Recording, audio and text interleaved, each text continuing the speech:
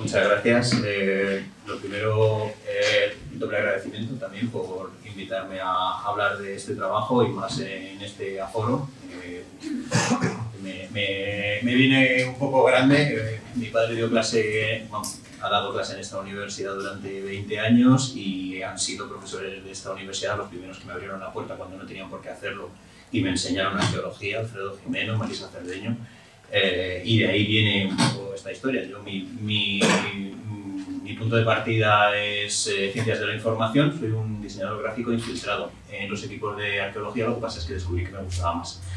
Así que, bueno, como hay un pequeño, gran trabajo después de la investigación, que es darlo a conocer y darlo a interpretar, porque no todos los proyectos de arqueología son tan fáciles de entender. Pues ahí es donde he desarrollado mi campo de trabajo y bueno, vamos a hacer un repaso a estos más años de lo que quiero reconocer. En 2012 fundé la empresa, pero ya llevaba 4 años atrás de voluntario en Numancia, donde además también pues, Raquel y Sergio me formaron en arqueología, así que bueno, todavía más honrado por poder estar aquí. Primero, una definición de términos. La verdad es que las presentaciones previas me han dejado a mesa puesta. No va a hacer ninguna falta que expliquemos algunas de lo que son las SIG, las TIC, las tecnologías de la información geográfica, fotogrametría, escáner, que no es a lo que yo me dedico. Es decir, toda la parte de topografía, escaneado, pues son la forma de, digamos, documentar y parametrizar lo que hay ahora.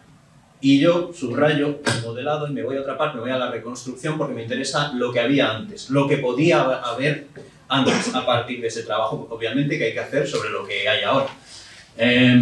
Bueno, las tecnologías de la información geográfica normalmente se definen porque son georreferenciadas, porque son bueno, pues binarias digitales y porque generan una gran cantidad de datos. Y lo que hacemos en la reconstrucción realmente lo único que tiene en mi caso es lo digital, porque ni necesitamos la georreferencia, vamos a hacer unos modelos de comprensión que no necesariamente tienen por qué ubicarse en el mismo espacio ni tener exactamente las mismas medidas y tampoco generamos gran cantidad de datos, o no es el objetivo. El objetivo es generar historias, más bien, es decir, crear hilos argumentales, crear formas de transmisión del conocimiento, hacerlo público y además intentar que sea fácil. Sobre los parámetros de los que voy a hablar de reconstrucción, nada, por mencionar muy por encima curvas de nivel. Yo creo que todo el mundo tenemos más o menos claro cómo son, lo que son las curvas de nivel con las que se dibujan las diferentes alturas de la topografía. En mi caso, puedo utilizar sistemas, o sea, curvas de nivel ya generadas por un sistema de cartografía, o muchas veces me interesa dibujarlas, porque lo que me interesa es reconstruir lo que había. En Numancia yo creo que es donde más trabajo de intentar reconstruir el paleopaisaje hemos hecho. Pues sabemos que la urbanización del Tera, cuando se canalizó el Tera, eso alteró muchísimo el paisaje, la deforestación hunde los cauces, eso lo sabemos gracias a lo que me explicó Alfredo Jimeno. Pues al final vas viendo que hace 2000 años tienes que hacer un retroceso, tienes que quitar factores y eso te hace redibujar por completo el paisaje. Así que en el caso de Numancia me salió más a cuenta ver primero los mapas del topógrafo de Schulte, de la mar, y luego pues hacer un poco de restauro, hacer una máquina del tiempo, que es a lo que intentamos dedicarnos.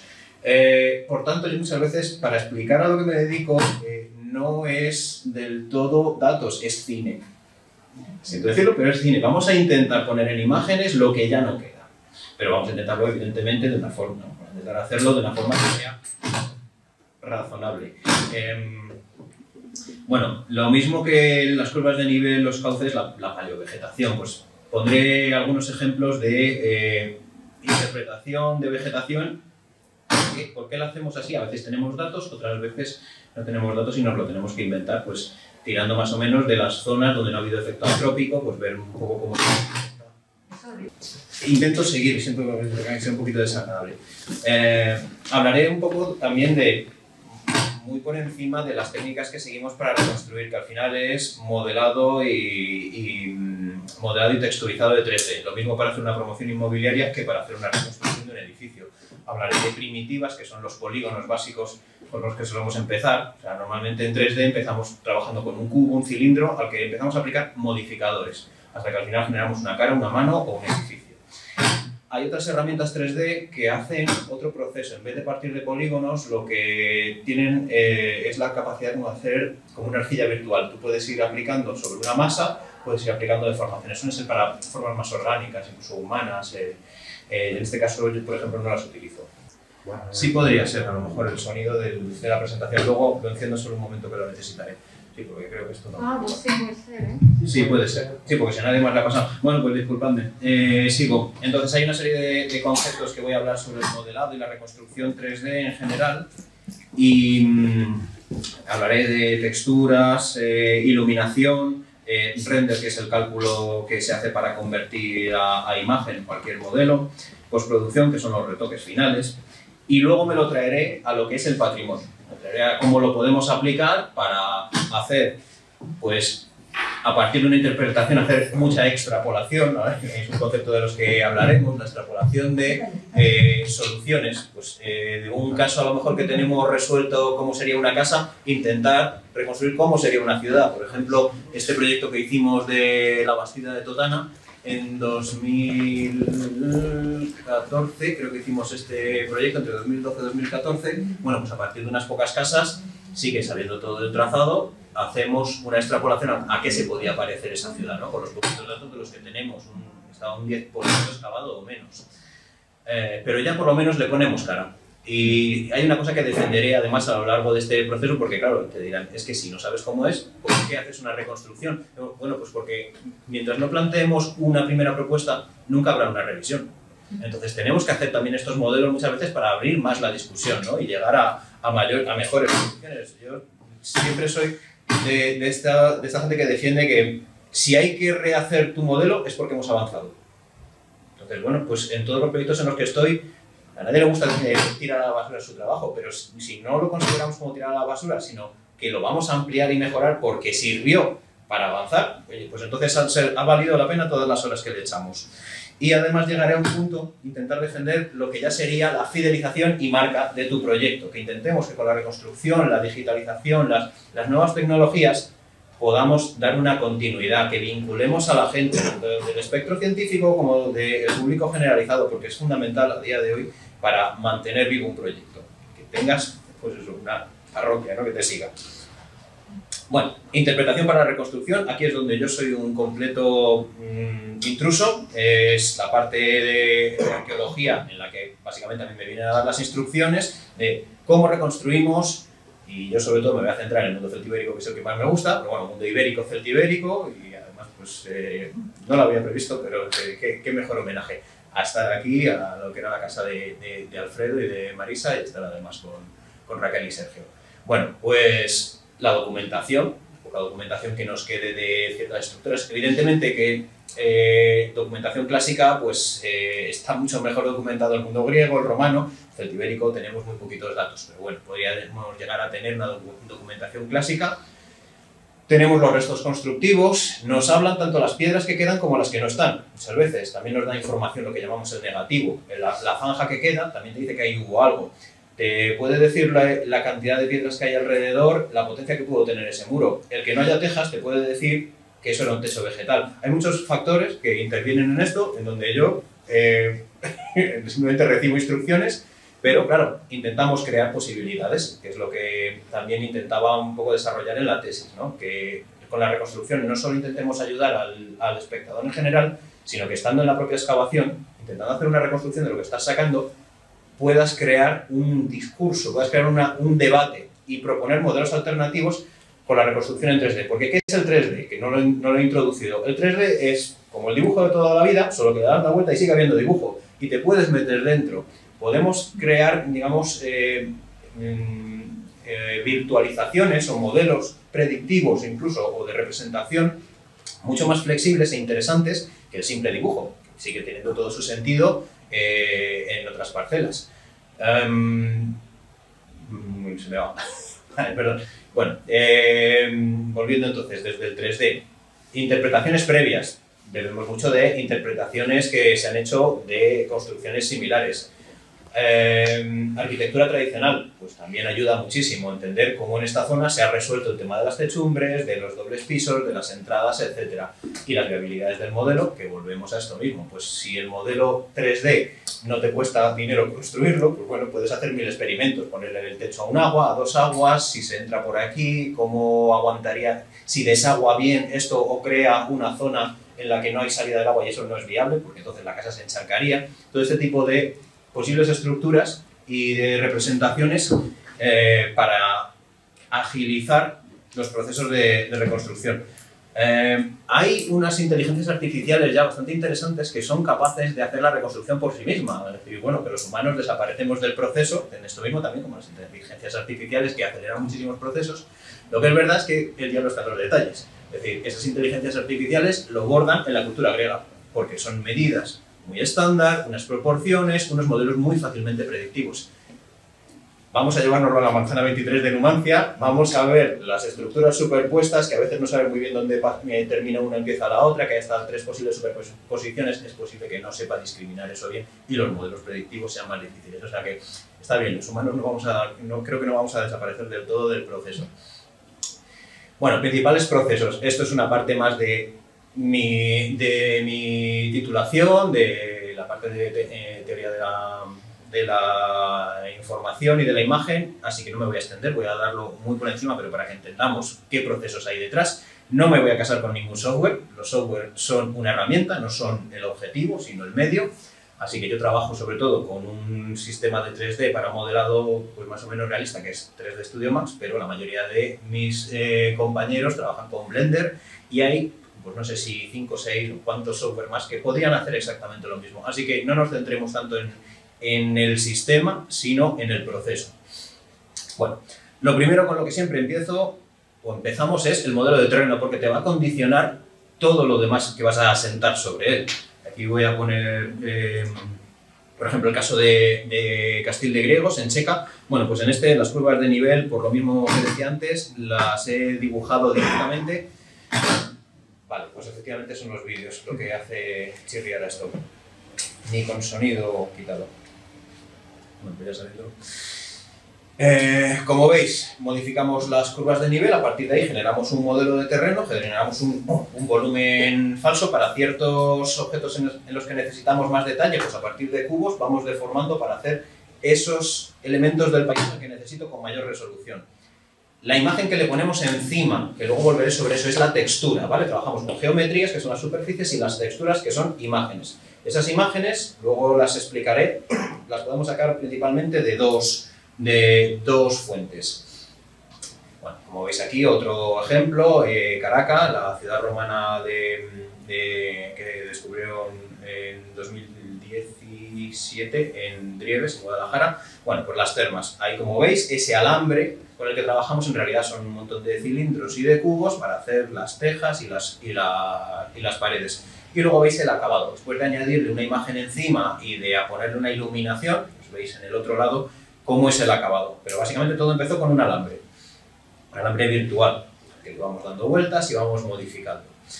Esto lo podemos llevar al extremo del trabajo de modelado, cosa que probablemente no volveré a hacer, pero en su momento era también parte de la experimentación. En el caso de Castil de Griegos, del castro celtibérico que tenía en la portada y del que he mostrado el modelo de terreno, bueno, pues había que hacer la experimentación incluso de modelar las piedras de las que está constituido, porque también nos pueden aportar información. En el momento en el que creamos unas piedras y les podemos aportar, les podemos atribuir pues, por una densidad, se podría hacer incluso pesos, medidas y por tanto calcular trabajos, pues podrían darnos unos datos. La verdad que no lo hemos llegado a hacer, pero ahí está, es decir, podrían generar información que no vas a sacar directamente del castro porque no vas a levantar las piedras. Entonces siempre va a haber un margen de error porque la cara trasera no sabríamos en todos los casos cuál es la profundidad, pero sí que haciendo este proyecto llegué a saber que había 1500 piedras ahora mismo en vigor en el primer castro y la extrapolación de lo que creemos que todavía podía haber sido el castro eran otras 2500 más. más o menos por todo lo que le falta, pero al calcular cotas y volúmenes, alturas conservadas, pues nos lo llevábamos hasta esos niveles. ¿Vale? Como veis, estos son unos modelos muy pesados. Como hablaba Mercedes antes, ni con la última máquina del mercado a veces te sirve. Bueno, pues estos son muchas horas de cálculo, porque hay muchísima información, muchísimos puntos, que por otro lado, cuando nos vamos a la fotogrametría, todavía esa información es mayor. La fotogrametría da muchísimo más puntos de control que normalmente un modelo 3D. Un modelo 3D precisamente porque partimos de polígonos, luego les podemos aumentar la resolución, pero la fotogrametría está generando muchísima más información, y en una cara plana donde un sistema 3D a veces te lo resuelve con un cuadrado, la fotogrametría va a insertar probablemente la misma cantidad de puntos que en una esquina. Entonces siempre es muchísima más información. Ahí viene una parte de trabajo de quien hace fotogrametría, que es lo que se llama la retopología, que es simplificar ese modelo 3D. Bueno, también el hacer estos esfuerzos permite luego hacer cine, ¿no? Entonces, en la parte didáctica explicas que es que realmente el foso que hay delante da el volumen como para confirmar que esa muralla se ha construido con la extracción de las calizas del propio foso. O sea, que la cantera es el foso que tienes delante, ¿no? Bueno, hablaba antes de las texturas, esas imágenes, ese papel tapiz que le ponemos encima a las geometrías para que dé realismo. Yo aquí hablaría de dos tipos principales de textura. Una, la fotográfica. Tanto si es una fotografía de satélite o de dron para sacar el modelo de terreno, esos modelos de terreno que habéis visto antes, ahí evidentemente luego limpiamos la parte urbana, quitamos las casas, las granjas, lo que nos estorbe, las carreteras, lo limpiamos y hacemos un paleopaisaje de alguna manera, pero sigue siendo fotografía. Lo mismo nos pasa con las superficies. Pues este es del proyecto de Castile de Griegos.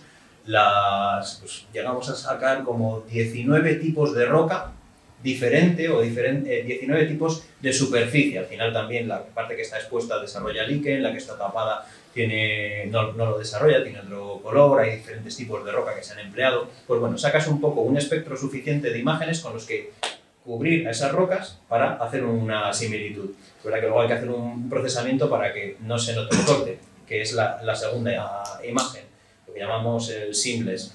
Cuando nosotros sacamos una foto, llega un momento en que si esa foto no te cubre toda la superficie, se nota el corte y vuelve a empezar. Bueno, pues eso es lo que hacemos con las texturas. Las procesamos de tal manera que la textura continúe. Haces ahí un patrón de repetición que, bueno, si es muy corto se acaba notando al final, que eso parece como un tablero de ajedrez, se acaban notando como las cuadrículas, pero bueno, se puede disimular, y si le dedicas un poco más de tiempo, el patrón de repetición queda disimulado.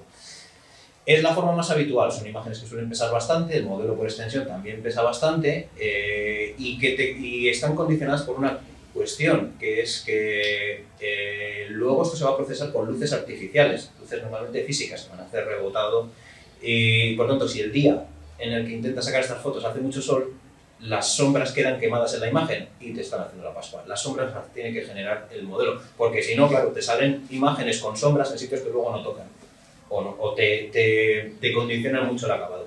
Así que luego está la segunda forma de crear texturas, que es donde no hay ni un solo punto de imagen real. Son los que se llaman procedurales, son algoritmos a los que les vas añadiendo comportamientos y van generando texturas cada vez más realistas, que no te acabas de creer que ahí no haya ni un solo píxel de foto real, ¿no?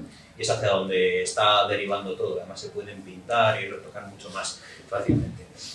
Bueno, no me voy a poner muy técnico.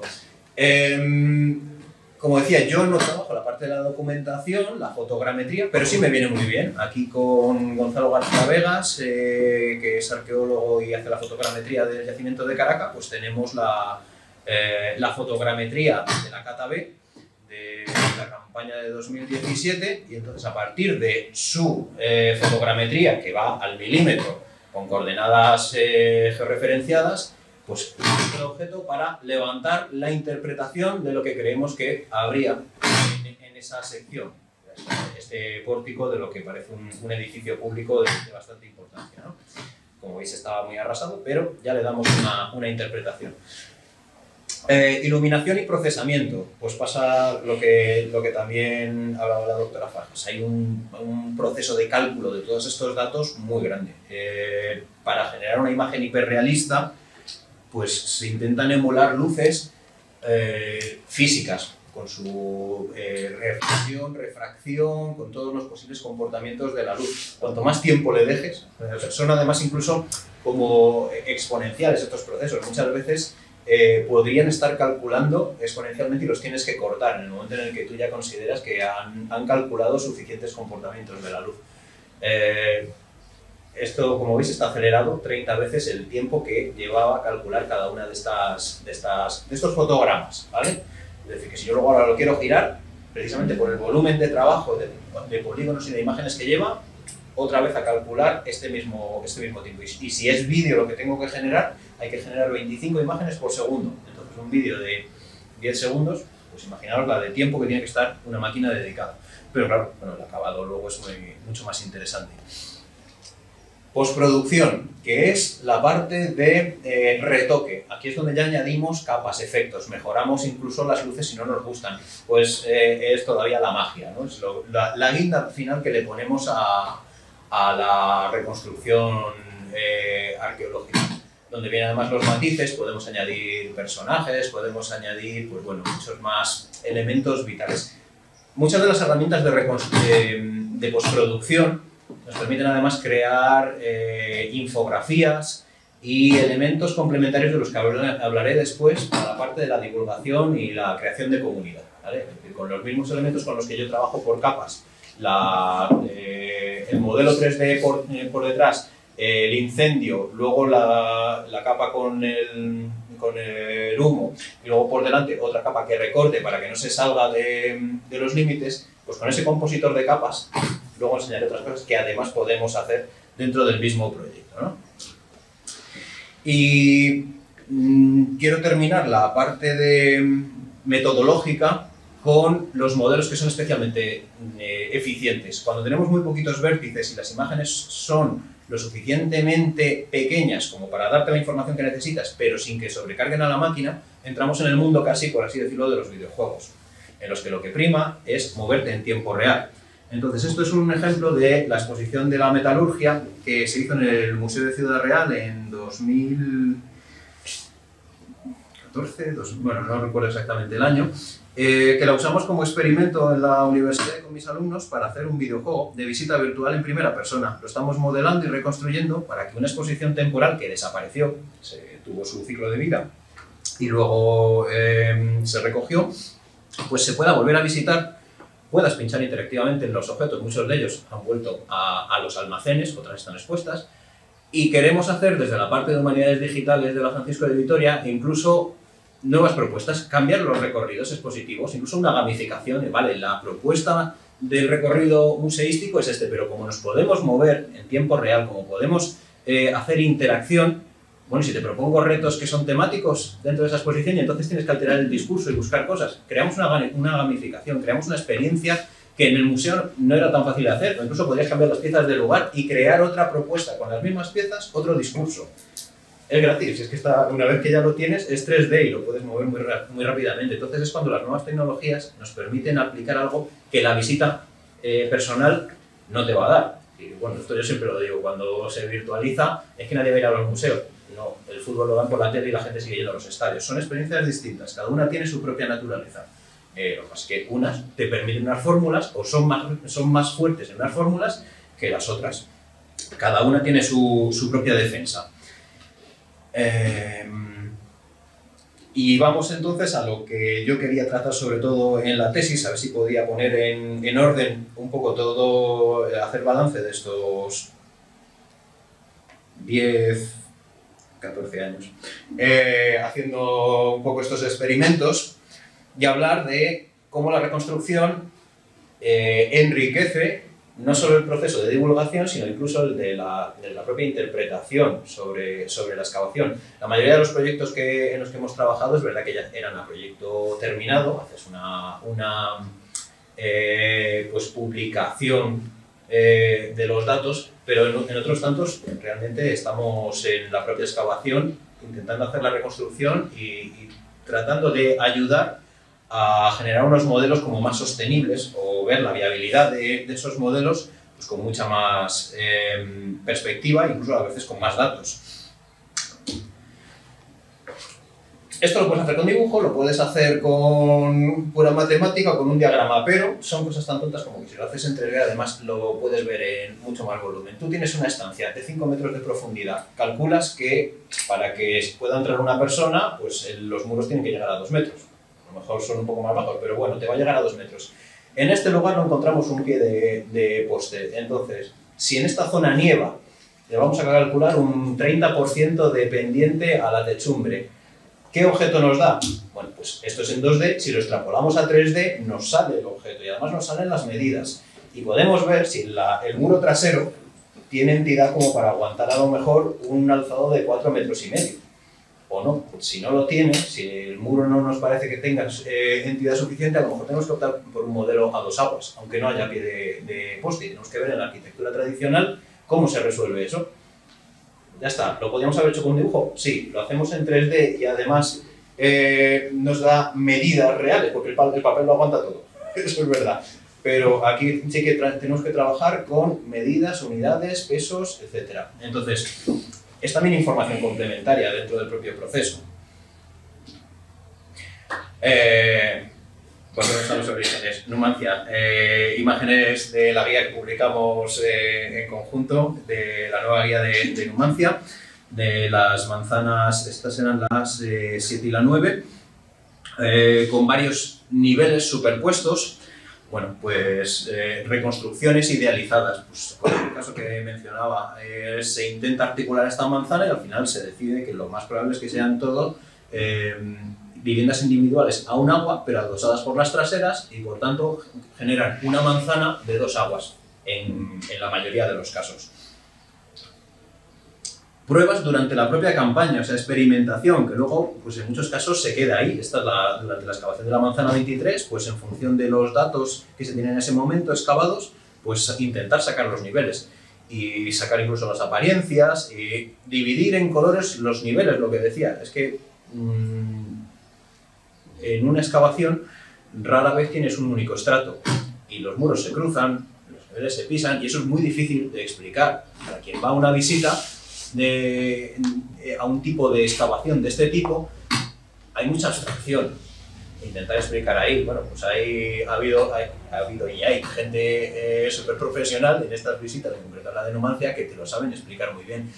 Pero, como decimos, una imagen muchas veces vale más que 1000 palabras y hay que intentar apoyar con modelos comprensibles esa correspondencia. Y luego a lo mejor hay que revisar, eso no quita. Pero por lo menos ya esto nos ayuda a vincularnos más, porque somos seres que funcionamos por la vista. Entonces, nos vinculamos a esto, le ponemos una cara y ya entramos mucho más fácilmente en el discurso de información y de datos que nos quieran dar. Porque los datos son importantes, pero lo que al final se te queda son las historias. Al público general, es decir, en el mundo de la investigación nos interesa mucho el dato y nos interesan las respuestas. Y en el público general lo que nos interesan son las historias. Entonces, tenemos que intentar cubrir las dos vertientes y hacer una comunicación creo que más eficiente que intente aunar todo. Este es otro caso también, que a partir de la fotogrametría de Gonzalo García, hacemos un levantamiento y aquí nos dimos cuenta de que no nos salían las medidas, pero solo nos dimos cuenta cuando empezamos con el 3D. Estábamos excavando el criptopórtico que se ve al principio de la reconstrucción y se sabe, porque están ahí los pies de columna, que esto tendría una segunda planta a la que se accedía por la parte que queda a la izquierda de la pantalla. Entonces, en la interpretación inicial se le puso que eso no tenía más de dos escalones quizá, y cuando empezamos a coger las medidas, digo, es que ni por muy bajitos que fueran, es que se estarían dando coscorrones, porque necesitas que sobre la viga haya al menos otra de apoyo sobre la que ya puedas poner el tablado. Y es que tendrían que ir en cuclillas. Entonces, al final tuvimos que levantar varios centímetros el piso y por tanto tuvimos que, aunque estaba arrasado los escalones, tuvimos que llevarnos y darle uno o dos más sobre la interpretación original para poder darle un alzado mínimamente viable a esta estructura. Sí, hemos sido muy conservadores, hemos dejado el criptopórtico muy chato, pero ahí ya por lo menos hemos tenido que hacer una modificación a partir de la reconstrucción, que de otra manera, pues a lo mejor la vista final hubiera sido pues mucho más baja, ¿no?, del edificio. La parte divulgativa general, lo que es la transferencia de conocimiento. Hay conceptos que son muy fáciles de llevar, otros que son mucho más abstractos. Esta es la parte en la que estamos trabajando con el equipo de prevención de patrimonio, sobre todo frente a terremotos y avenidas, y sobre todo detectan paleoterremotos, o sea, paleosismología y paleoavenidas en monumentos que sean patrimonio de la humanidad, del ICME, que ahora forma parte del CSIC, ¿no?, del Instituto Geológico y Minero.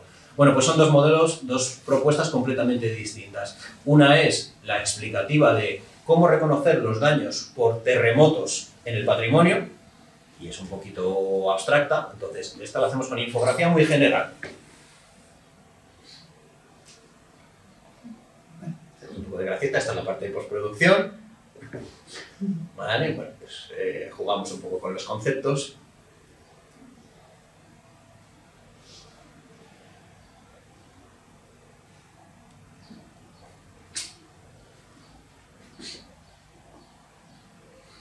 Pero sobre todo lo que les interesa es, mira, tenemos detectado que los edificios que tienen una destrucción o daños por terremotos tienen siempre las caídas hacia en una misma dirección. Tienen en los arcos tienen un desplazamiento de las piedras por la pura vibración.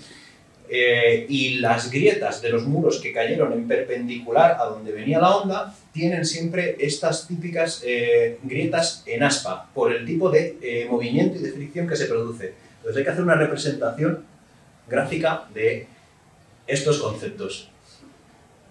Porque además, claro, esto luego hay que trabajarlo y presentarlo a los proyectos de investigación para que entiendan, sin tener que hacer toda la documentación completa en unos poquitos segundos, explicar qué es lo que se va a hacer en este monumento, ¿no?, y por qué se sabe que en ese monumento se ha producido ese daño, y tratar de detectar si le puede volver a pasar.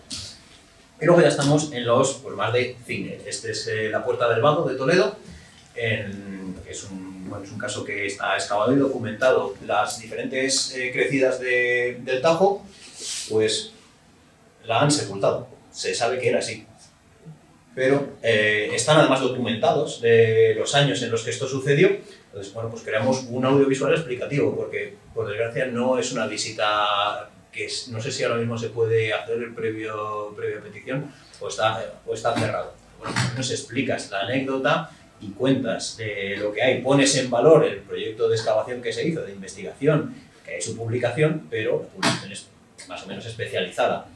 Entonces, bueno, pues creas un atractivo y una vinculación con ese caso.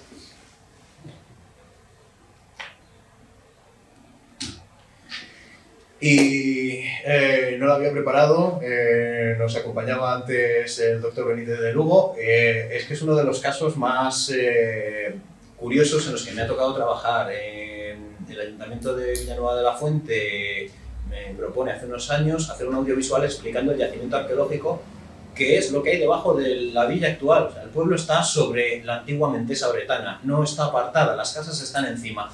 Hay unas pocas parcelas que se han podido excavar, algunas las ha adquirido el ayuntamiento, pero son parcelas muy pequeñas, son un ejercicio de extrapolación, y por eso iba a la definición del término y que voy a machacar mucho con ello, porque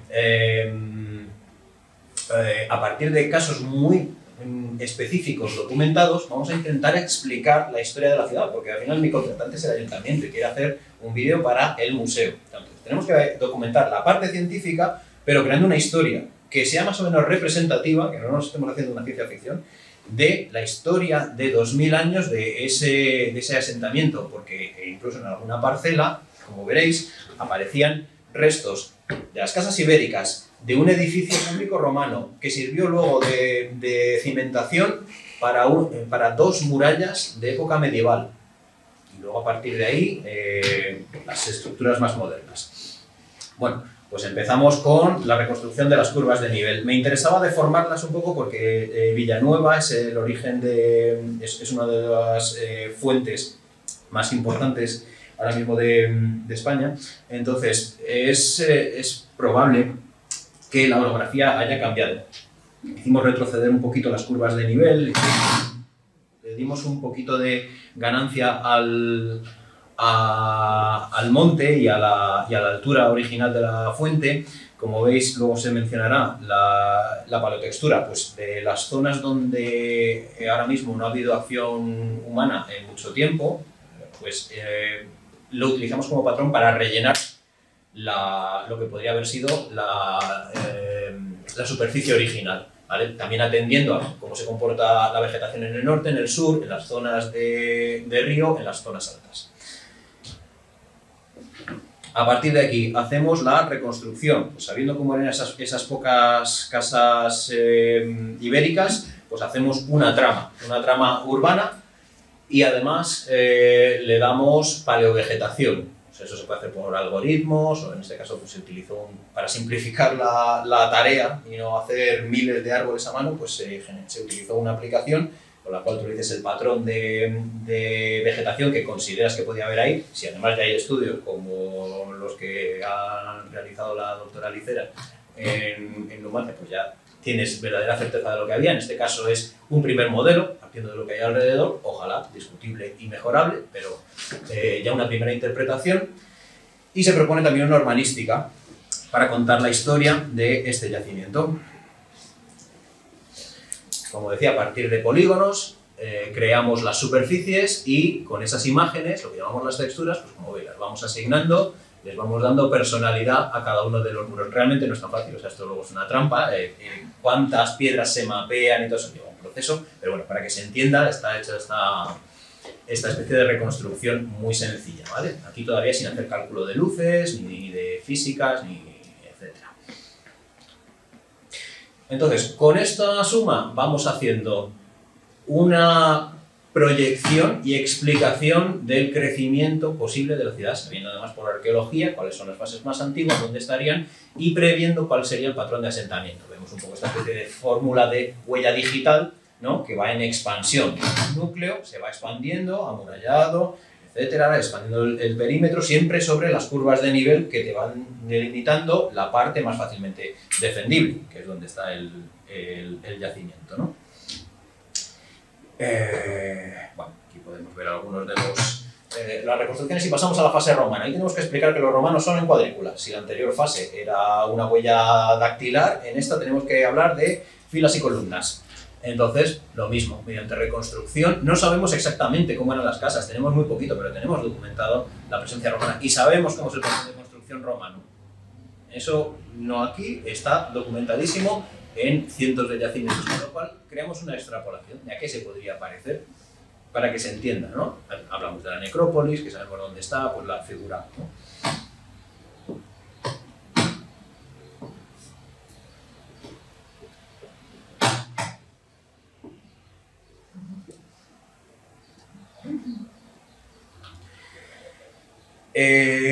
Había un caso concreto, el Callejón del Aire, que en una trinchera muy pequeña estaban todas las secuencias constructivas, las casas íberas, es donde está el edificio público romano, es donde están los dos niveles de muralla y además se documentó una cuestión muy particular, una zona que se interpretó y que era una zapa. Había una trinchera artificial con los restos de los candiles y con muchísima ceniza, que se interpretó como la zapa que se utilizó para derrotar y para destruir la muralla en las guerras civiles de los reyes católicos. Aquí este era un núcleo que tomó parte por el marqués de Villena y las tropas de Fernando el Católico lo asediaron, eso está documentado, y está documentado justo en ese callejón la zapa con la que pusieron una mina para, con un incendio, expandir el terreno bajo la muralla y provocar un colapso, un derrumbe. Claro, la trinchera y lo que es el yacimiento es una superposición de capas muy complicada. Así que aquí hay que hacer una labor, lo mismo, de explicación didáctica de a qué corresponden cada uno de esos estratos y contar la película. Claro, aquí es donde se presta a hacer cine.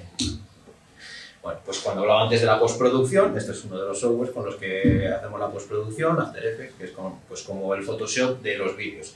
Trabajas por capas y le vas añadiendo niveles. Pues sobre la reconstrucción 3D, probamos a añadirle una capa de librería de fuego, le ponemos una reconstrucción de lo que podría ser la mina y vamos a componer todos esos elementos a la vez para explicar qué fue lo que se hizo. Entonces, con ese fuego explicas que la Tierra dilata y la muralla pierde su consistencia y se derrumba. Y por tanto abres brecha, en vez de con arietes o con catapultas, directamente con un derrumbe parcial de la muralla, que por lo visto, según cuentan, pues fue el motivo principal de la rendición de la plaza y que probablemente fuera damnificada con la pérdida de su nombre. Dejó de ser Mentesa para llamarse Villanueva, que empezó siendo Villanueva de cerca de Alcaraz y luego se llamó Villanueva de la Fuente, perdiendo el nombre que había tenido de Mentesa de los Oretanos, Mentisa, etc. Una penalización. Bueno, pues nada, terminas la explicación de la parte medieval. Y por último nos pareció gracioso para explicar también un poco la fase íbera, pues a partir de la iconografía de un yacimiento cercano, utilizar esas formas y esos personajes para hablar de los íberos, ¿no? La verdad es que la iconografía de la Edad del Hierro es algo que creo que está desaprovechadísimo, es tan personal, tan particular, además tan sintética, que bueno, que hicimos parte del audiovisual también con los personajes, que siendo de Libisosa, de Lezuza, pues es la siguiente parada en la vía que está descrita en los vasos de Vicarelo, que pasa por Mentesa Retana, Libisosa, y es una de las casas romanas, no recuerdo si tenía nombre o número. También estos ya los usamos para la exposición de la metalurgia, para hablar pues, sobre la fundición, etc. Así que con esto, con este ejemplo de Villanueva de la Fuente, que es a partir de muy poquito de 3 parcelas y un pueblo, intentamos explicar con reconstrucción, virtualización y extrapolación una secuencia histórica entera, ¿vale? Mucho cine, lo sé, pero al final se entiende. Y por último, si hemos hecho esa parte de la reconstrucción, hablaba antes de la continuidad de los proyectos, pues ya esto es un punto ya muy personal. Me gusta la parte de hacer continuidad, de hacer comunidad, de vincular a la gente, y para eso tienes que atraerles, como decía, contar historias, ¿no? Pues esto, por ejemplo, es con la reconstrucción o con las herramientas 3D y de postproducción, hacer pequeñas historias para hacer sostenible pues, uno de los proyectos de investigación que hemos visto de Castil de Griego, de Castro, pues hablar de una campaña que sacamos, bueno, hemos sacado varias, de carbono 14, gracias a la tienda. Y entonces explicamos qué es el carbono 14, qué vamos a hacer con tu dinero, tal, qué hemos conseguido hasta ahora, que hemos datado ya una viga del V a.C. sobre unas estructuras que ahora por fin este año hemos datado, que son del tercero, como se salió un síndrome de madera vieja. Tenemos una viga que se taló en el siglo V a.C. que protegía un taller que colapsó en el tercero. Tenemos toda la secuencia. Y esto pues ha salido pues, gracias a hacer comunidad, hacer en redes sociales, aparte de los dineros de proyecto, pues bueno, son añadidos, son vías complementarias de financiación. Y bueno, y atraer a la gente, crear un poco de personalidad en el yacimiento, mismo yacimiento. Os invitamos, por cierto, estaremos en julio, pues anunciamos jornada de puertas abiertas.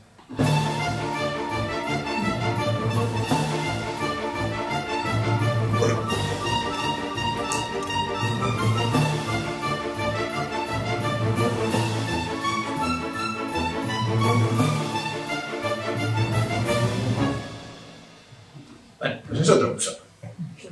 Y por no hacer de menos, al otro equipo con el que trabajo, el de Caracas, también de la ciudad de Caracas en Grieves, pues lo mismo, invitar a la comunidad a a venir a las excavaciones. Después nuestros personajes, nuestros romanitos, que ahora ya también forman parte del pueblo, están en diferentes carteles, y sigue siendo 3D, no estás levantando el muro, estás haciendo personalidad. Así que por el mismo esfuerzo, el diseñador infiltrado pues colabora en crear una continuidad, una vinculación, una imagen, algo que te haga un poco diferente. Entonces, bueno, es otra vertiente de la comunicación de los proyectos, ¿no?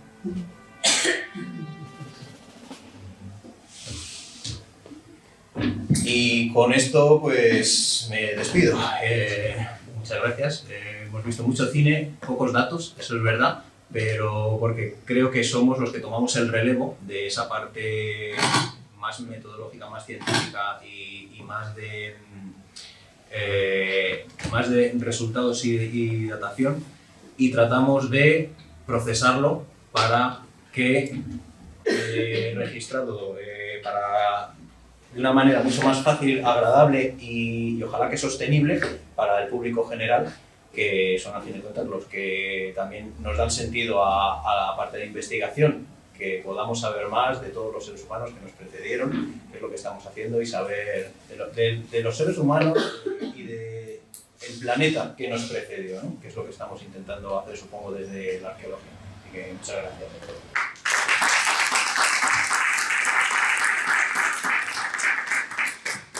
Bueno, qué trabajazo, todo. O sea, a mí me surge una pregunta, ¿tú cómo te formaste? Porque para saber estas cosas, Pues empecé en el mundo de la televisión haciendo gráficos para CNN Plus. Cuando había un atentado teníamos que hacer algo y salir en 10 minutos, y si podías lo mejorabas para dentro de 1 hora y lo tenías que tener mejor para dentro de 4. Entonces eso fue lo que me sacó la agilidad, y luego de pronto un día me presenté en Numancia porque descubrí un poco tarde que me encantaba la arqueología casi más que lo mío, pero no he dejado lo mío.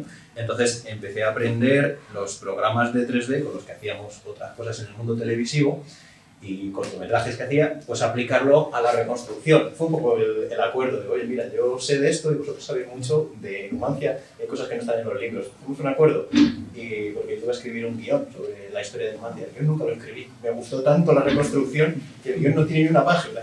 Entonces, al final la cosa derivó por ahí. Entonces, mucho esfuerzo autodidacta, también he asistido a algunos cursos, pero bueno, lo principal en todo en esta vida es tener una motivación. Entonces, me abrieron las puertas en Numancia, en Ségeda, a partir de ahí en Castil de Griegos, en el Ceremeño.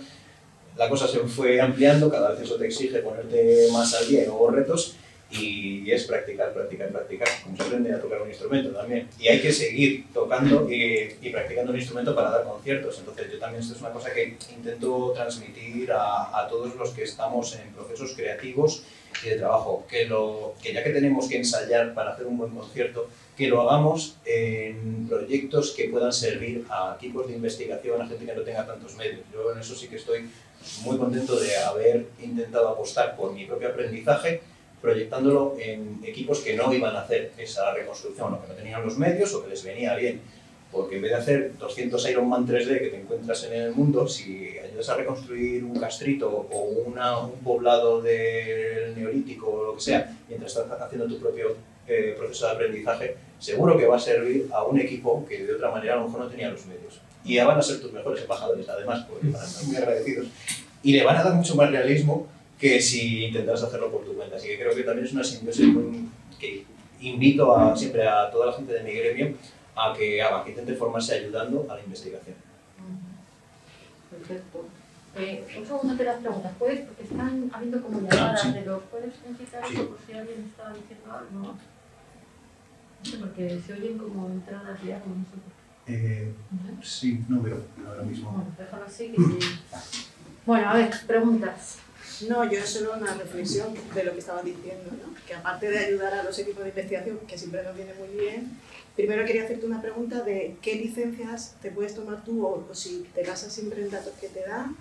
No, supongo que los datos serán muy variados y no todos los equipos te proporcionarán. Depende del proyecto. Y luego otra reflexión que quiero hacer, que aparte de lo que haces, como dices, para los equipos de investigación, es un servicio a la sociedad importantísimo, ¿no? O sea, lo que aportáis a la didáctica, sobre todo los que trabajamos en museos y eso, es espectacular. O sea, es de gente que va a los yacimientos y no ve nada, para luego ver estas cosas, ¿no? Sí, es que hay yacimientos que se venden por sí solos, pero a mí el reto son los que no. La mayoría de los que nos dedicamos a prehistoria te aseguro que no.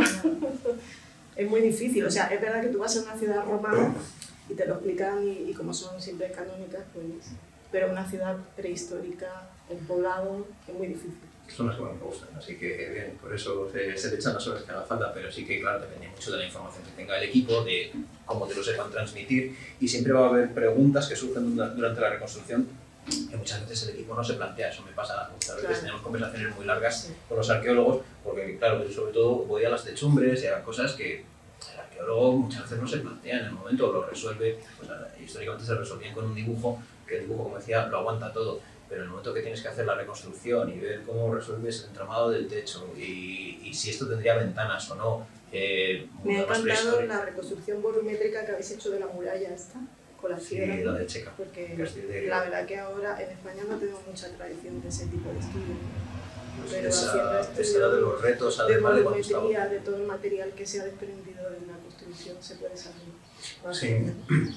Eso además, claro, yo ya no voy a tirar por esos derroteros porque sería otra profesión, pero sí que creo que estos modelos se pueden utilizar para que alguien que vaya a cuantificar, sobre todo incluso más desde programas, sobre todo de arquitectura, haga un big data, que se llama ahora tanto, del trabajo que hay detrás de estos yacimientos sin tener que desplazar una sola piedra. Es verdad que no van a tener la precisión de una fotogrametría, porque yo no sé exactamente la profundidad que tienen esas piedras, pero frente a la fotogrametría, hablábamos antes, la fotogrametría solo te saca una foto general, no divide por piedras, no sabe dividir elementos. Entonces este tipo de soluciones vienen a hacer lo que no resuelven a lo mejor los sistemas de registro de lo que hay ahora, que evidentemente una fotogrametría va a ser infinitamente más realista, va a ser clavado lo que hay en el mundo, y lo mío es una aproximación, es un dibujo.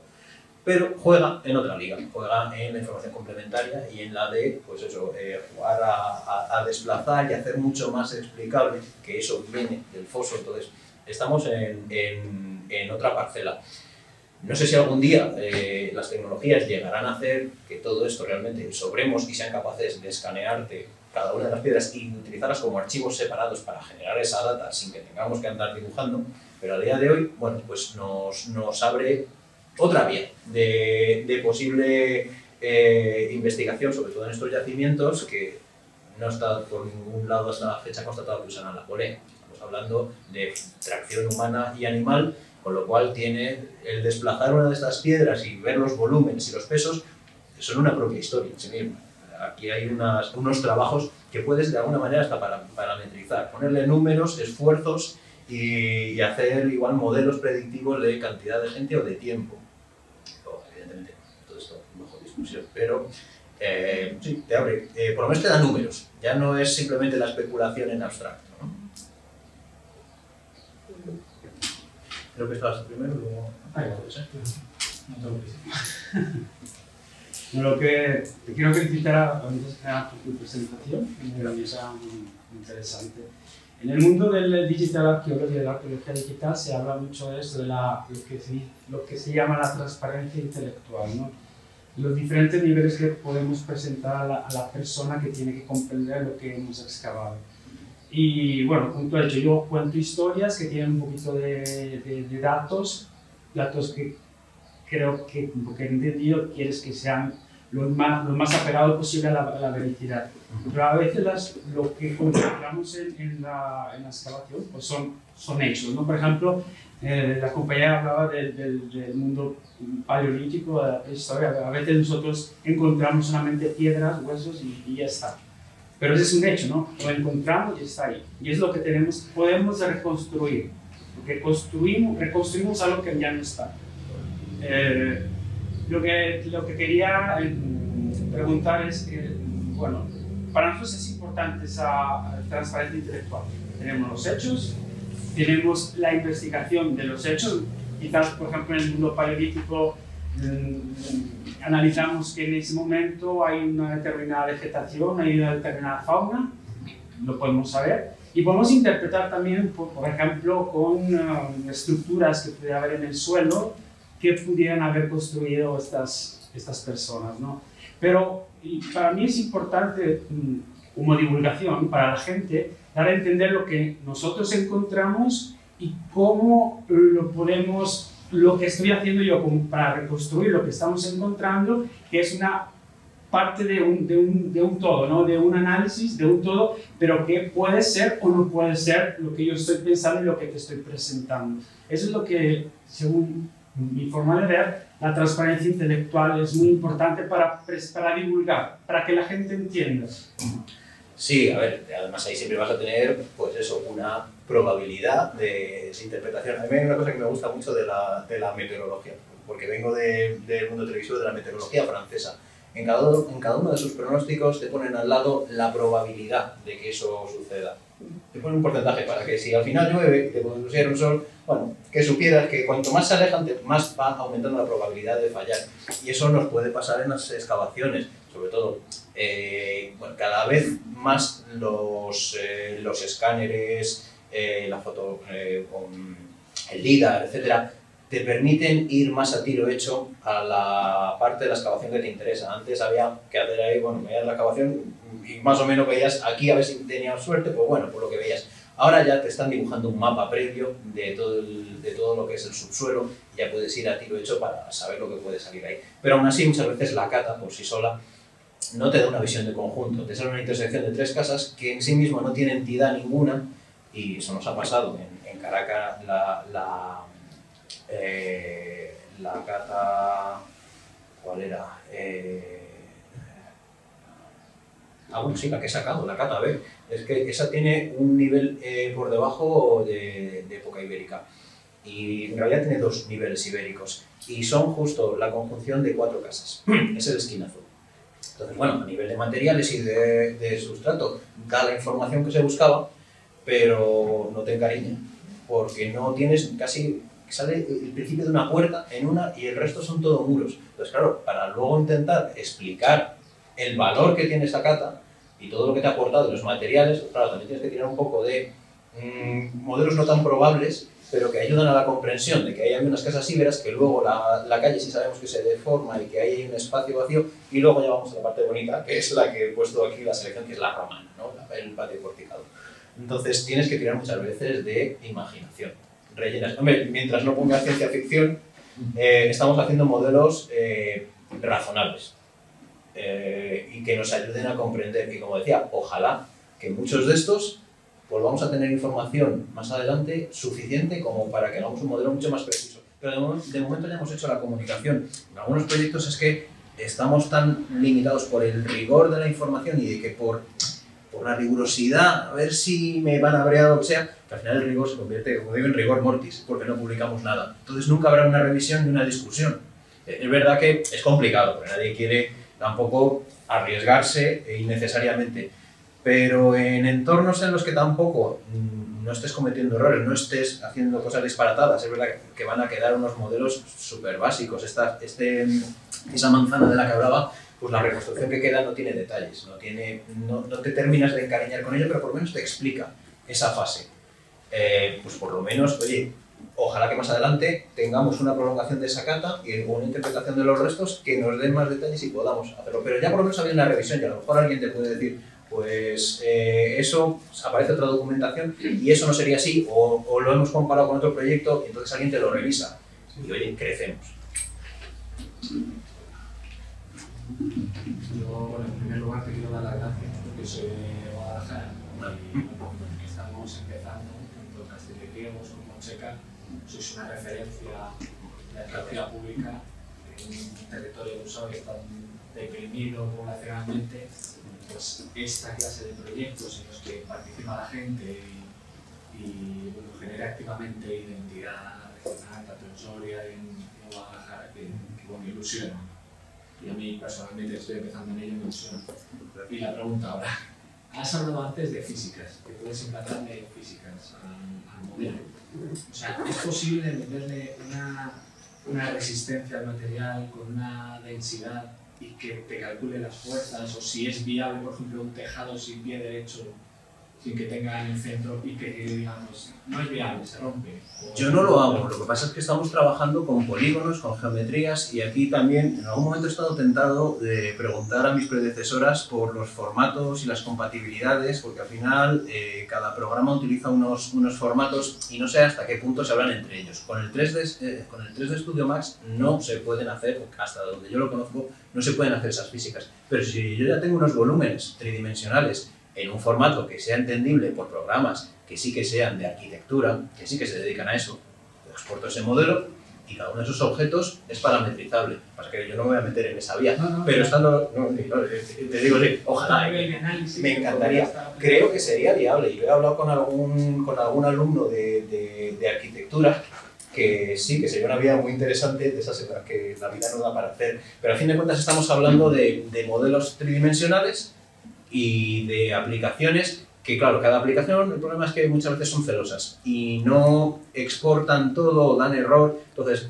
por eso hablaba, pues tanto de las partes de cartografía, que no sé qué tal se comunican las bases de datos y los formatos de puntos entre unas aplicaciones y otras, si te tienes que casar con uno y te quedas ya para siempre, o tienen movilidad. Y lo mismo con las bases de datos también de los cuerpos de textos, si al final el Big Data que generan, cómo de compatibles son unas con otras. Es que ahí está el recelo, o simplemente que cada uno está desarrollando en su casa y no se hablan entre ellas. Entonces, en principio son, medio respondiendo desde la ignorancia, son modelos 3D. En general, casi todos los programas de modelado tienen unos estándares de formato en los que se acaban hablando con los de CAD o con los de arqueología, o de arquitectura, quiero decir, perdón. Entonces, creo que sí, que se puede hacer. Yo es a donde me gustaría ir, o sea, son por lo que menciono este tema, porque siempre intento a ver si pico a alguien que le interese y tome un poco el relevo, porque me interesa mucho esa parte. Yo ya... A mí me parece, pero bueno, sí. No en mi campo, desde luego, pero con curiosidad. No, por eso, yo he hecho la caña, lo digo como si ya estuviera hecho y realmente creo que está por hacer y creo que es viable.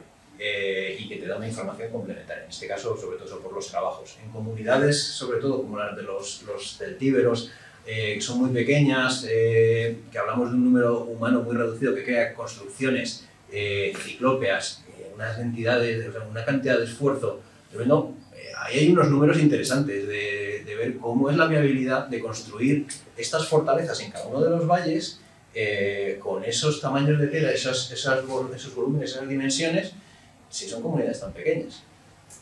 Efectivamente, o sea, tiene una explicación que va más allá de lo puramente arqueológico y se puede llegar a un nivel social, o sea, de estructura social, de cómo... Sí, sí. Eso me interesa. Sí, ahí creo que era Ortega que tenía los... político, pues a mí la gente... Sí, las claro. cabañas, mucho peso tienes que ponerle para que se caiga. Sí, además eso, hay estudios de las comunidades de la Edad del Hierro y demás, creo que era Ortega, ¿no? Que no, se ve hijos de celtíberos. Pero bueno, pero está todavía, yo creo, se puede hacer mucho más. Yo, claro, como diseñador no soy quien para meterme tampoco en esos datos, pero sí que he hecho la caña porque creo que nos puede dar otra perspectiva. ¿Cómo? Siguiendo el hilo de lo que ponías de la meteorología, sí, la probabilidad, ¿cómo ves el tema de la estandarización del tanto por ciento más relacionado con la cultura material en las reconstrucciones? O sea, darle el colorido, si tenemos una muralla arqueológica la ponemos de rojo y lo que yo veo más subjetivo, que no tenemos nada, pero que vemos, lo ponemos de azul. Bueno, creo que ayudaría también a la comprensión. A todos nos gusta más verlo acabado, pero creo que se adaptaría bien con una segunda página. Es decir, que esto forme parte de ahora una segunda página, o incluso tres, lo que hay, lo que creemos que sería y el porcentaje de tal. Creo que hay una historia en 3 actos. Sí, se intentó hacer también con la reconstrucción física. Vas a Montsalud y la parte que se interpretó está hecha entera de ladrillo. Tienes un monasterio cisterciense, creo que precioso, de piedra, unas estructuras impresionantes, y la parte que se ha reconstruido es todo ladrillazo. Pero porque la política en ese momento era que quedara muy claro que era la reconstrucción para que se viera que eso era una... No, me refiero gráficamente. Quiero decir, por ejemplo, si haces el modelo, por ejemplo, de la ciudad de Caracas, por ejemplo, sí, el mismo modelo en 3D le asignas colores a cada parte de la reconstrucción que tú haces, Sí. con lo que es más Acorde con la cultura material hallada y con lo que más has puesto tú como idea extrapolada. Me parece bien como una leyenda complementaria, sí. Eso es. Sí, ya te digo, sin perder de vista la visión Por general que supuesto, me gusta. primero Pero sí, eso. sí, Lo segundo, el mapa pequeñito que ves tú explicativo en el web mapping. Con el mapa de probabilidad, me parece interesante, con un mapa de calor incluso a veces, ¿no? Sí, es muy interesante y sobre todo las alturas. Es que en esto nos vamos a perder en las alturas. Del mundo celtibérico hay muy poca altura conservada en general en los yacimientos, con lo cual aquí uno de los grandes debates que llevamos teniendo 10 años, cada vez que retoco este tal, y bueno, ¿y en este le pongo almenas o no? Las almenas se conocen desde el mundo sirio. Eso es una solución constructiva. Tú creas una muralla, te pones en altura, en ganancia, y luego ¿qué haces? ¿Una terracita para que te breen? Pero no está documentada. Sí. Y nuestra iconografía del mundo celtibérico no tiene almenas, porque las soluciones que se han hecho hasta ahora, entonces tenemos que ver ahí de qué hacemos. Y solucionamos con una empalizada o con un muro de tapial. Es que son muchas preguntas y salvo que aparezca un yacimiento de pronto que no esté documentado y que se haya conservado en altura por el motivo que sea, no tenemos ninguna constatación de cómo rematar esto. Y veréis que si vais a Review y si veis diferentes vídeos, hemos puesto las almenas en unos, en otros no. Yo digo que por eso es muy importante divulgar con el conocimiento que tenemos, ¿no?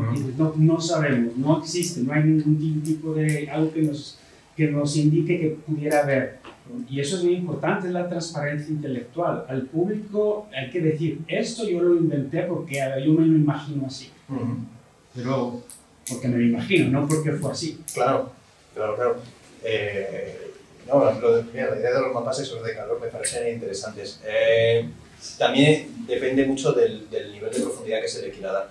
A veces queremos dar tantos datos que atiborramos. Y también creo que en esto hay que parar en el momento en el que al que de verdad le interese se vaya al libro. No podemos intentar dárselo todo en el formato audiovisual, sobre todo cuando cada vez somos más inconstantes en nuestra atención. Creo que sobre todo la parte de divulgación audiovisual tiene que ser la caña, tiene que ser la caña en el sentido de echarte el cebo para que si de verdad te interesa, sigas. Esto no debe desplazar, ni puede desplazar al libro, pero sí que es a lo mejor la forma de encariñarte, de vincularte, de generarte una imagen, porque insisto que funcionamos por la vista, la mayoría de los animales funcionan por el oído y el olfato, los seres humanos vamos por la vista, asimilamos, aprendemos y aprendemos sobre todo mediante la vista. Entonces, a partir de ahí, vamos a desarrollar, porque luego hay una gran parte del público que como la atiborres con datos... Sí, no, yo por ejemplo tenías un video que estaban todas las piedras dentro de esa cavidad, sí. que las empiezas a poner de nuevo ese, por ejemplo, es una idea muy interesante, porque quizás esas piedras que cayeron de ahí ahora están en ese foso. En este caso la idea es decir que el foso es la cantera para levantar, o sea que es el proceso contrario. Y de hecho, bueno, algunas volvieron porque por la pura erosión y la destrucción del yacimiento, pues sí que es verdad que algunas las recuperaron. Pero sí es un poco la idea, explicar la historia de ese foso que ves aquí, es la cantera, pues al final eran los ríos. De todos modos, yo también tengo experiencia con murallas históricas, ¿no? Y también los arqueólogos que hacemos excavaciones de campo tenemos una gran responsabilidad, ¿no? Y es plantear excavaciones que vayan precisamente a responder a esas preguntas.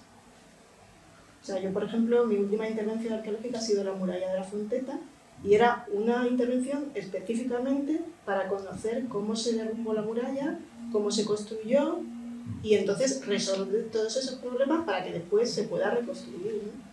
Sí. Y es ese planteamiento, no ir a una excavación, no a ver qué me sale, ¿no? Sino preguntarte cómo se construyó esa muralla, cómo se derrumbó, hacer análisis volumétrico de todo lo que se derrumbó, no solo de las piedras, sino de los alfados, ¿no? Porque también se puede calificar.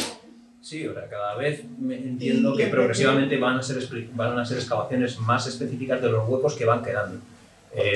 Pero bueno, es cierto que hay otros proyectos que son pues, mucho más generales, claro. Porque bueno, vamos a intentar ver si este yacimiento puede ser un modelo constructivo que te resuelva más de una cosa. Pero sí, claro, y ojalá, pues por ejemplo, si encontramos un yacimiento que te resuelva las cuestiones que de las... oportunidad de hacerlo, ¿no? Sí, hombre, y además que es mucho más sostenible, es decir, en vez de abrir cosas nuevas por abrirlas, que tengas un yacimiento tipo que te resuelva una parte, porque cada vez, por suerte, ojalá vayan quedando menos calvas en la investigación. Reconstruir yacimientos que ya han sido excavados con una metodología antigua que no te permitan todos esos problemas planteados, resolverlos, ¿no?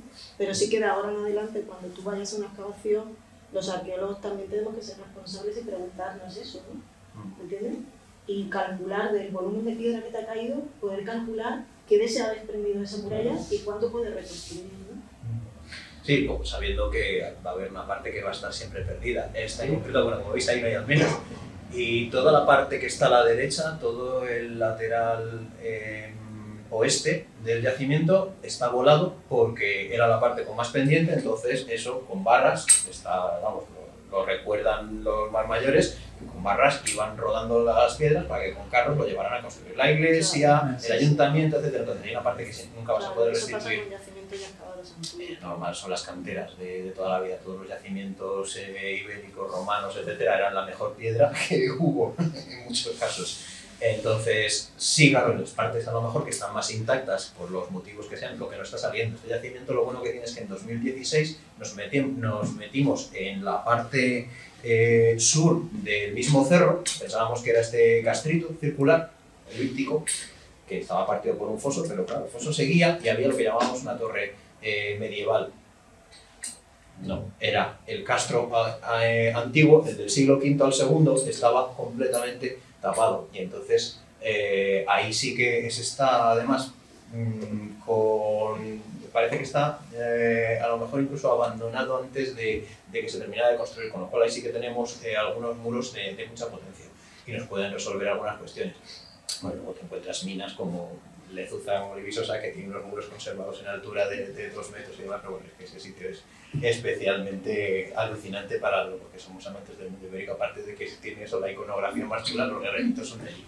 Entonces, bueno, algunas joyas puntuales te resuelven esas dudas, pero claro, la mayoría de los yacimientos están arrasados por arado, por expolio, por lo que sea. Y claro, esas preguntas no hay que hacerlas en esos yacimientos. No, pero eso que tú te planteas cuando lo vas a reconstruir sí que te ayuda a la próxima vez plantearte ese objetivo, ¿no?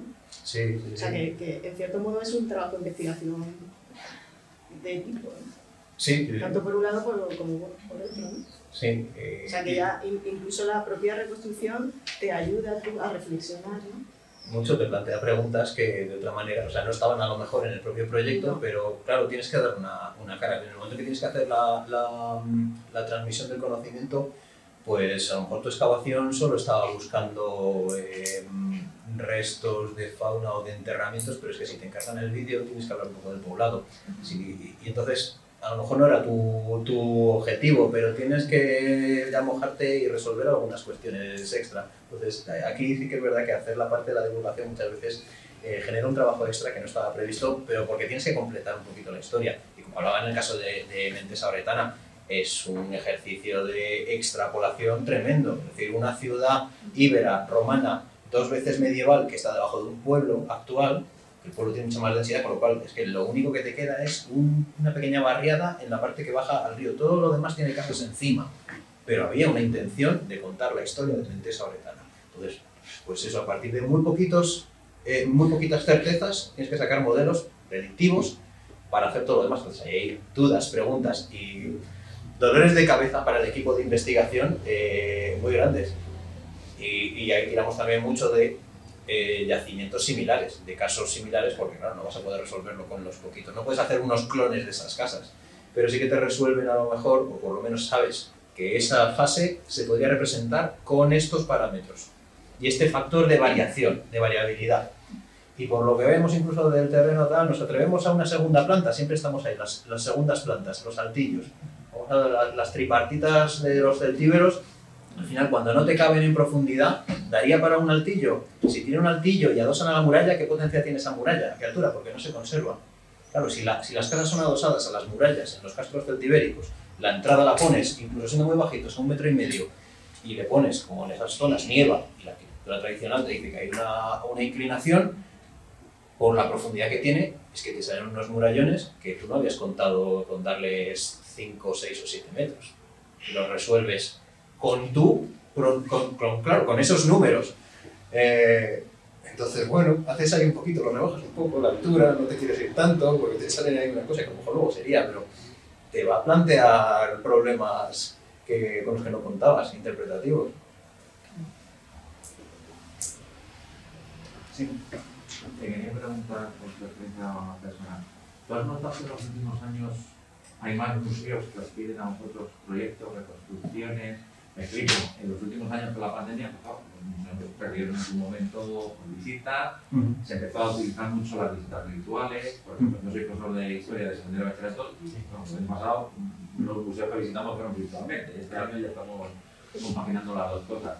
Y por otro lado está la competencia de esta que empieza a llamarse experiencias inmersivas, el Cano, Magallanes, exposición de Gustav Klimt.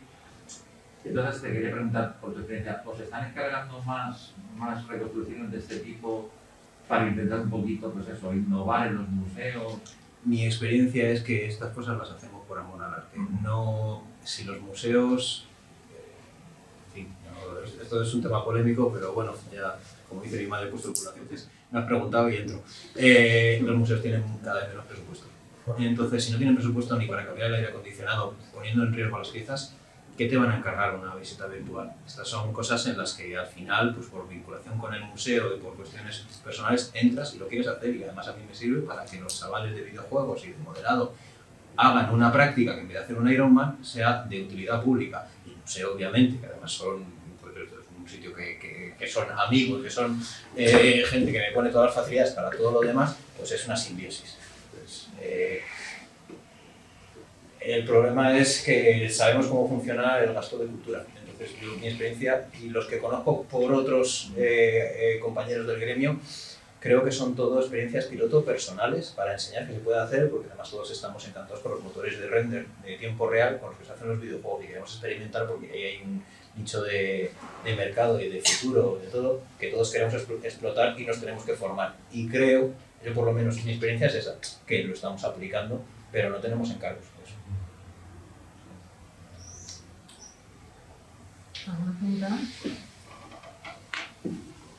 Bueno, lo que queda claro es que la arqueología es completamente interdisciplinar. O sea, la arqueología tiene que colaborar con otras disciplinas, ¿no? Lo veíamos muy bien con la intervención de la doctora Farjas, después con toda la inteligencia artificial, en fin, que hay que formarse, o como tuyo, que es completamente artístico también, hay que tener una vena artística para poder hacer lo que tú haces, ¿no?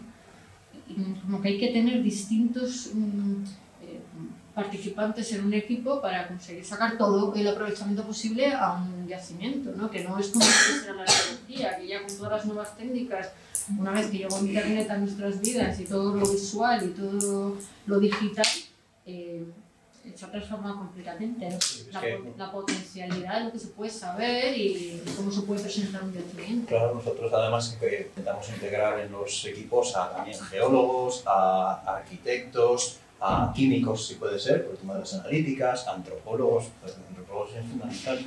Entonces sí, cuanto más amplíes el abanico, más sentido y más, ya como las excavaciones al final son destructivas y no vas a poder hacerlo, que por lo menos en ese momento intentes cubrir el mayor número de respuestas, por lo menos que plantees el mayor número de preguntas, luego a ver cuántas respuestas salen, pero sí que cada vez hablemos más entre unos y otros y lo que hacemos el cine, incluso también vengamos a plantear y ojalá que responder también los proyectos de investigación. Claramente, sí. Bueno, me parece que han sido 3 conferencias espectaculares y con muchísima información y muchísima calidad de la información. Así que bueno, muchísimas gracias a los 3. Yo querría pasar un momentito porque no conozco, como es que soy nueva, los que no sabéis, en la comisión o sea, en la coordinación del doctorado, conozco a los míos, pero no conozco, bueno, a ver, a Elena la conozco, a Óscar García, vale, Gabriel Bartolomé, vale, Constanza, ay, gracias, Constanza, vale, Constanza, Miguel Ángel Dilena, vale, Daniel, bueno, tú, Esther, conozco a Miguel, vale. Aunque con la mascarilla la verdad que os veo que no os voy a conocer, da igual, porque Paloma de Zulueta, vale, pero por lo menos, no sé, haber visto la cabeza. José Burchaga, vale. Julius, James Valero. Y Rodrigo lo conozco. Bueno, pues muchísimas gracias a todos a los que habéis conferenciado la conferencia, a los demás por la asistencia y por la participación. Así que ya os enviaré los certificados, ¿vale? En estos días, por los créditos y tal. Y nada, muchas gracias a todos.